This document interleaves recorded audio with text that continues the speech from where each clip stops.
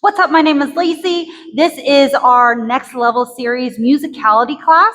We went over several concepts and definitely different drills that you can play with at home. There was a ton of things that we talked about, such as the internal pulse, the external pulse, musical slows, and peripheral expression. Now, this was a lot of brain work for you. And if at any point in time your brain says, absolutely not, put that on a shelf and let it gather dust. Okay, my friend? So the first thing that we talked about was internal pulse. So why do we have an internal pulse in this dance? So first off, the internal pulse makes the dance come to life. Normally with our West Coast swing, let's say I'm a lead, I'm going 1, 2, 3, and 4, 5, and 6, right? It's very bland. Like you're doing it correctly, you're dancing, but it doesn't showcase the music. It doesn't showcase the breadth of the music. So when we add an internal pulse, whether via our rib cage or whether via our legs, then we can create more depth in this dance by creating more breath, okay? Internal pulse is going to be the expansion of the ribs. We're going to think 360 degrees around, inhaling if you want to emulate that spacing. We're not actually breathing each one of these internal pulses, but we're thinking open up the chest and then come back down to neutral. We're thinking open up 360 degrees around and then come back down to neutral. There might be a little bit of an extension of the spine right here, not too much. We're not thinking chest. We're not thinking open the shoulders. We're not thinking up and down. We're thinking open 360 degrees, maybe a slight engagement of the rectus vena, okay?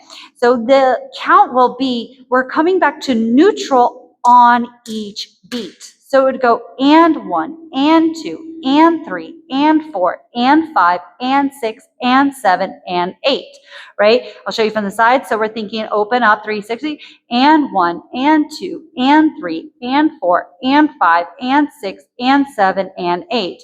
What not to do is the open up the front half and collapse the back half. That's not what we're thinking. We're thinking 360. Now, how to work this in practice, you're going to stay in place. Maybe you want to start with a seated position so that your hips and core are isolated and it's not going to try to get your low back involved. We don't want that. So if you need to start seated, that's perfectly fine. Then when you feel comfortable seated, try it standing. When you feel comfortable standing, try shifting the weight side to side, right? Once you feel kind of comfortable with that, again, with the music, we're wanting to hear the boom, boom, boom, boom as our neutral, neutral, neutral, neutral, right? So we're thinking on the beat. Once you feel comfortable with the swaying, then I want you to play with walking forward, walking backwards. Once you kind of feel comfortable with the walking forward and backwards, play around. Miles and Tessa in Canada call this the bee drill because you act like a little buzzing bee, bzzz, and you go anywhere and everywhere around the room. So you go boom, bada boom, bada boom, bada boom. Maybe play with some redirects, maybe going backwards, right? But we're playing with that internal pulsing the entire time. And then once you feel comfortable with that, you can try maybe a step, tap, a step, tap, a step, tap. After that, you can play with the West Coast swing timing in a B drill, West Coast swing timing in a B drill, using that step tap for a triple. So maybe walk, walk, step, tap, a walk, walk, step, tap, or tap, step, excuse me, my bad. Then we can actually utilize this in a pattern. So maybe as I'm a follow, I can go 1, 2, 3, and 4, 5, 6. So walk, walk, triple step, right? That's our internal pulse. This makes the song feel alive. Then we added an external pulse, so something that visually other people can see. We're actually doing this with a partnership, but you can practice this drill by yourself. An external pulse is where we're going to control the weight transfer. We talked about on one of the weeks that you can point your toe and gently shift your whole head and hip weight over that foot over a period of time. This is still a beat, okay? But we're controlling that descent. So we're thinking 1 slow on our even counts, slows on our even counts. Preferably on all your walks, I want you to do the delay weight transfer, but for this purpose, we're gonna focus on only your evens. So we're gonna try to go into a tap slow and a tap slow. So 1 slow, 2, 3 slow, 4, 5 slow, 6, 7 slow, 8. Then you try it walking forward.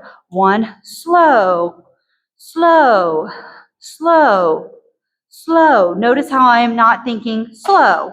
My head and my shoulders and my knees and my toes are over my foot. I'm thinking 2 and right? I'm transferring that weight over. And that's what the musical slow, what it looks like in a pattern when we add in this into the pattern. We got 1 slow, quick, quick, slow, quick, quick, slow. Notice I'm marking, mark, and then transfer, quick, quick, mark, quick, quick, mark, transfer. 1 mark and transfer, quick, quick, mark and transfer, quick, quick, mark and transfer. For a lead, it would be 1 mark and transfer, quick, quick, mark and transfer, quick, quick, mark and transfer. Yes? So that was the external pulse, and this helps the dance have a visual depth as opposed to just going 1, 2, 3, and 4, 5, and 6, and go 1, 2, 3, and 4, 5, and 6. Same metronomic timing, but now it has visual depth. The other thing that we talked about is that you do not have to triple every single time, right? We can do slows, which is a weight transfer over our over 2 beats of music. You can take out a triple, right? So let's say for all of your anchors, 1, 2, 3, and 4. Instead of going 5 and 6, I can go 5 and 6. So same concept as our musical slows, except I'm delaying it even longer. I'm going over 2 counts of music instead of just 1 count of music. So with the 1 slow, I'm still transferring on the beat. Now with this one, I'm going 5 and 6 and 1, right? For the lead, it'll be 1, 2, 3, and 4, and 5, 6, and 1, right? And you can throw that into a sugar push for another example. Let's say 1, 2, 3, 4, 5, and 6, or for the follow. Let me face this way.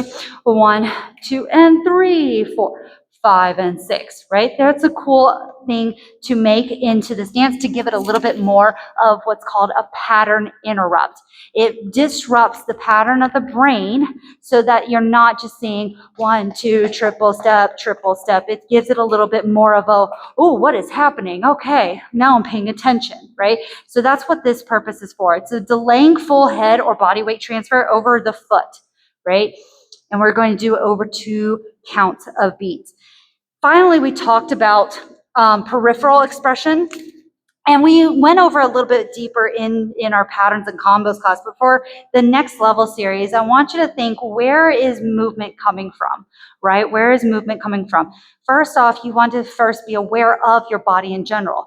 Close your eyes, put on some music. Where does your head go in space? Where do your shoulders go in space? Where do your arms go in space? Where does your elbow go in space? Hips and ribs and knees and toes.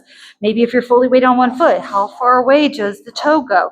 Can the toe go behind you? Can we utilize stuff we learned in the next level series at the very beginning to figure out where our body can go? Can it go up? Can it go out? Can it go around, right? Find one body part. But I want to see, where is that movement coming from? Where is the movement coming from? If you're moving your hand, let's say your hand, and we're going up and down, that's me moving my literal hand in space. What if I move my hand from my wrist? So I'm going to lift the wrist first and then allow the hand to go out and allow the hand part, the finger part, be last. What if I started with my elbow? I can start with the elbow, then the wrist, then the hand, and then come back down. What if I started with my shoulder? I have the shoulder, elbow, wrist, and then fingers, and then back down in that same order. Maybe I started from my rib cage. I can go rib, shoulder, elbow, wrist, fingertips, and then reverse that order. What if I started from my core? So we're moving through space, right? What if I start from my hip? Now I'm getting a lot more movement in our body. I can even start it from my foot, right? So I want you to find, where is the origin of this movement and follow that energetic pattern in space. And I want you to play with that. So maybe you have a pass and you want to do a body roll into it. So I focused on bringing the energy from my foot all the way up my body into the space in front of me. There's things that you can play with your peripheral movement, with your feet, with your hands, with your head. And I want you to figure out which one is the best for you. If you got butt and you know where the butt can go, where are you going to initiate that butt? Are you going to use your hip only? Are you going to use it from your rib? Are you going to use it from your knee and get the butt involved in there? That's fine. I want you to be intentional about all your movement. That's what the whole next level series was about, is intentionality. So that was a lot of stuff. I hope this helps you in your next level journey in West Coast Swing. If you have any questions, comments, concerns, feel free to ask. Thank you so much.